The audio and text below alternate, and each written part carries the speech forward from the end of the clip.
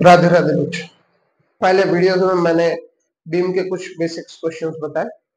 आज मैं आपको वो टेक्निक बता रहा हूं जो शायद ही कोई बताए। एक बड़ा क्वेश्चन, इस क्वेश्चन में मैंने सारे टाइप्स के लोड ले। शायद इतना बड़ा क्वेश्चन आज तक यूनिवर्सिटी में आया नहीं, किसी भी यूनिवर्सिटी में आया नहीं और आएगा नहीं, लेकिन ये आपके कॉन्सेप्ट 100% क्लियर कर देगा। इनमें से कुछ का कॉम्बिनेशन देके क्वेश्चन बनाए जा सकते हैं। थोड़ा थोड़ा थोड़ा थोड़ा करने से अच्छा है, बेटर है ये पूरा ही एक साथ में मैं आपको समझा देता हूं। आप इस बात को समझ लीजिए कि पहली स्टेप जो होती है फ्री बॉडी डायग्राम, वो अगर आपकी सही हो गई तो उसके बाद के कैलकुलेशन आप कर दो। अब बात करते हैं इसको करना कैसे। एक सपोर्ट यहां, ए हिंज, बी पे रोलर।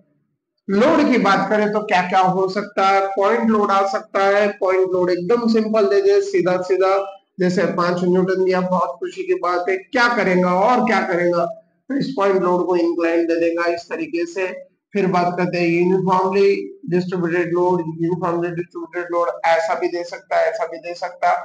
फिर इसे कहते हैं यूनिफॉर्मली बेरिंग लोड, अभी मैं बताऊंगा इसके बारे में। इसे ट्रायंगुलर लोड भी कहते हैं। फिर ऐसा एक मोमेंट दे दे, बच्चा कंफ्यूज होता है इसको देख के, किसी ने ये उसके पहले सॉल्व नहीं किया है, 100% कंफ्यूज हो जाएगा। और इसके बाद बात क्या होती है, ये पूरा कोई बताता नहीं। देखो बच्चों, इस देश में अगर टीचर ईमानदार हो जाए तो इस देश में कुछ भी हो सकता है, पूरा देश बदला जा सकता है। बस टीचर ईमानदारी से पूरा पढ़ाना, पूरे बेसिक से आप पढ़ाना। खैर, जो भी कोशिश करते हैं उसको पूरा करने की। हमें ये पता पॉइंट लोड का क्या करना, हमें इसके बारे में पता। यूनिफॉर्म डिस्ट्रीब्यूटेड लोड, इसके पहले मैंने वीडियोस में बताया हूँ कैसे सॉल्व। अब जरा इसे देखते हैं ये किस तरीके से किया जाता है। इसको आप समझ लीजिए पहले ये क्या है। इसे कहते हैं uniformly varying load. Uniformly varying load, इसमें हो क्या रहा है, इसके अंदर यहां जीरो से थोड़ा लोड बढ़ा और लोड, ये एरो मतलब लोड है, एक एक एरो की हाइट बढ़ती मतलब लोड बढ़ते जा रहा है। अब ध्यान दीजिए इधर, लोड बढ़ते बढ़ते बढ़ते बढ़ते एट द मोस्ट यहाँ सबसे हाईएस्ट हो गया। ये इतने बीम के टुकड़े पे इतना लोड लगा है क्योंकि इसका शेप है ट्रायंगल का, इसलिए इसे ट्रायंगुलर लोड भी कहते हैं। इसे क्या कहते हैं, ट्रायंगुलर लोड। अब इसमें क्या करेंगे, तो इसमें भी वैसा ही है। अगर ये कुछ डिस्टेंस दिया है, मान लो 3 मीटर, इसी की बात करते हैं। हाइट, लोड इंटेंसिटी दी है 3 न्यूटन पर मीटर। आप क्या करोगे, आप एक बीम पे चाहते हो कि पॉइंट लोड आए, इस टाइप का लोड हमें चाहिए, लेकिन दिया ऐसा हर जगह एक्ट होने वाला लोड नहीं चाहिए, मुझे पॉइंट पे पर्टिकुलर एक्ट होना चाहिए ताकि मैं इसका मूवमेंट ले सकूं, मैं इसका वर्टिकल समेशन कर सकूं। अब क्या करें, तो फिर इसे कन्वर्ट करो। इसको कैसे करो, यहाँ यूनिफॉर्मली डिस्ट्रीब्यूटेड लोड में क्या होता है, हम सीधा सीधा लाइन से मल्टीप्लाई करते हैं। अच्छा, 3 न्यूटन पर मीटर, 1 मीटर पर 3 न्यूटन तो 2 मीटर पे 6 न्यूटन। यहाँ पे 1 मीटर पर 4 न्यूटन तो 2 मीटर पे 8 न्यूटन। पर इसमें ऐसा नहीं होता कि 1 मीटर पे 3 है तो 3 पे ना हो। इसमें क्या होता है, तो इसमें area is equal to load कर, area of this load diagram, this is called load diagram. इसका एरिया लोड की वैल्यू देगा। तो इसका एरिया कैसे निकालोगे, triangle half into base into height. Half into base क्या है, 3 मीटर, जरा ध्यान दीजिएगा इधर अच्छे से। और हाइट कितनी, 3 न्यूटन पर मीटर। 3 न्यूटन पर मीटर, मीटर मीटर कैंसर, ये 3 into 3 9 divided by 2 is 4.5 Newton. इस तरीके से कन्वर्शन किया जाता है। अब इसमें और क्या हो सकता है, इसमें और हो सकता है कि ये ऐसा आ जाए। अगर ऐसा आ जाए तो क्या, फिर बच्चा घबरा जाता है, बोले मैंने तो घर में देखा नहीं, कोई कोई तो बच्चा सॉल्व ही नहीं करता, घर में जाके आई को बोलता है ये आउट ऑफ सिलेबस क्वेश्चन आला, नहीं सॉल्व नहीं केला।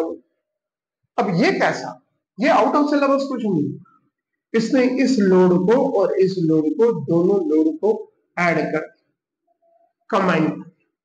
कोशिश करता हूँ पूरा डिटेल में आपको बताता हूँ। इसका एक कंप्लीट डायग्राम बना के बताऊंगा तो जल्दी आपके समझ में आएगा। ध्यान दीजिए जरा इधर, इतना बड़ा एक साथ में आना नहीं है।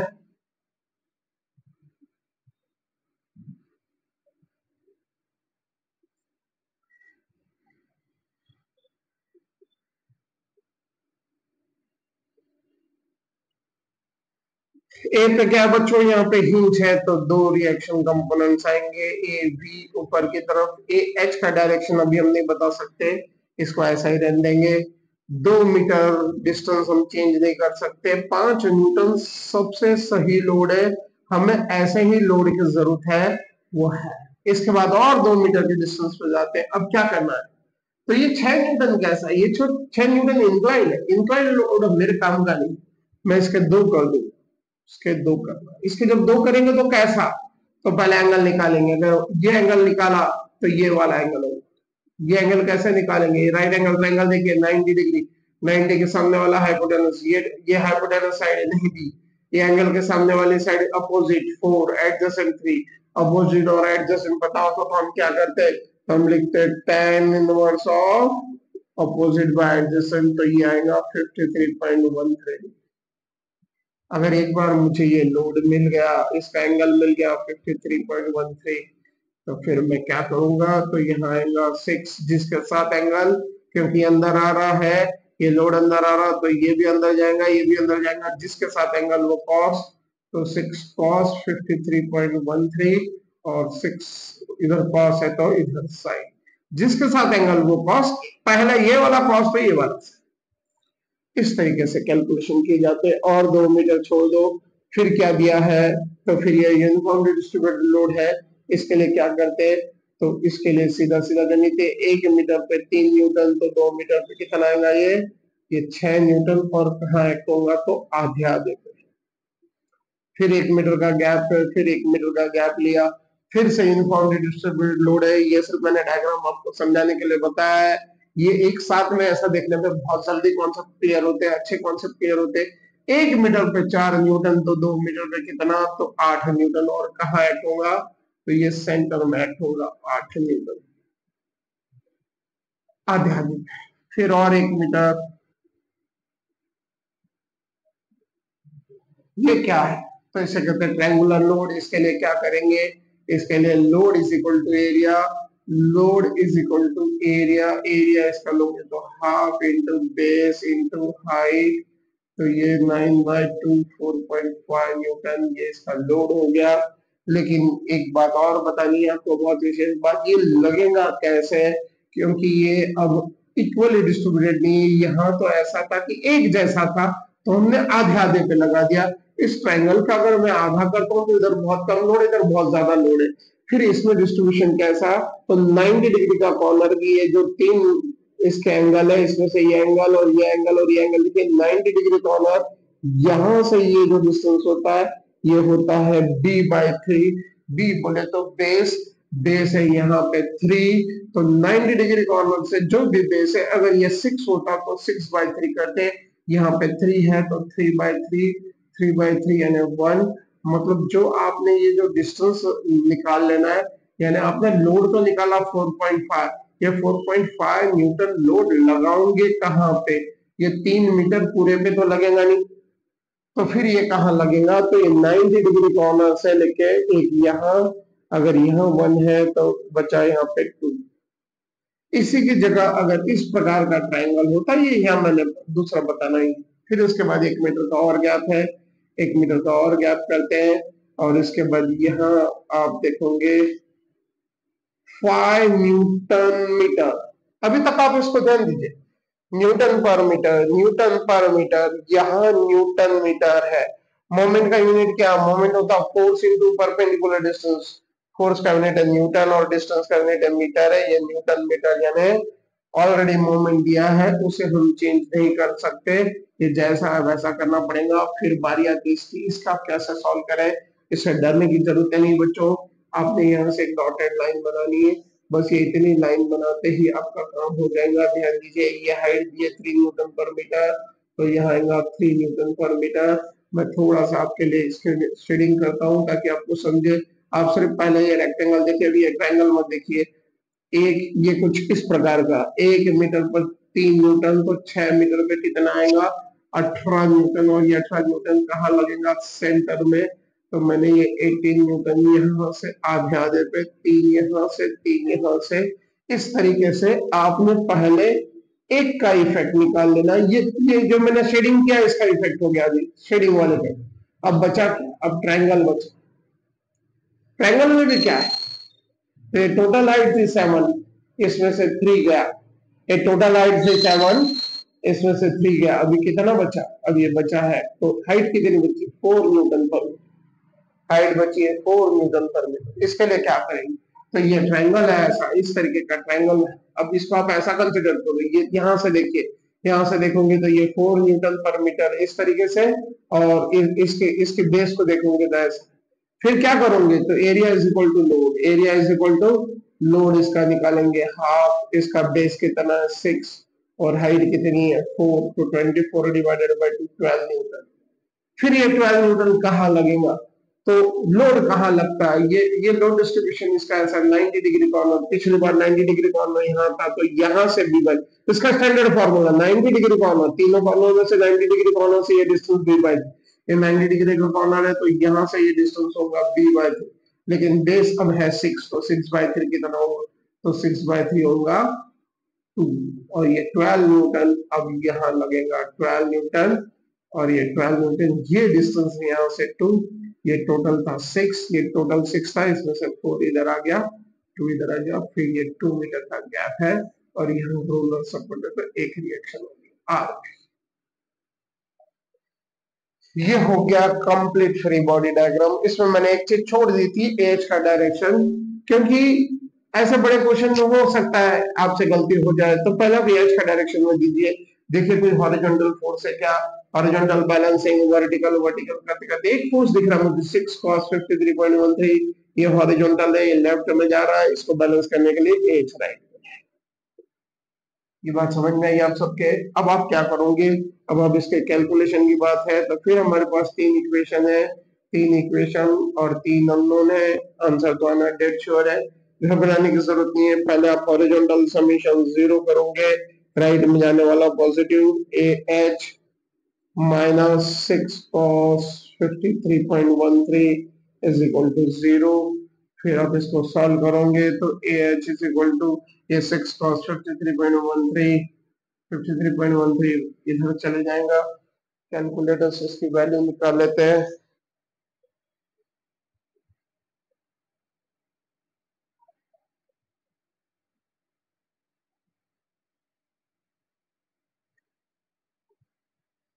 इसकी वैल्यू आएंगी 3.6 न्यूटन।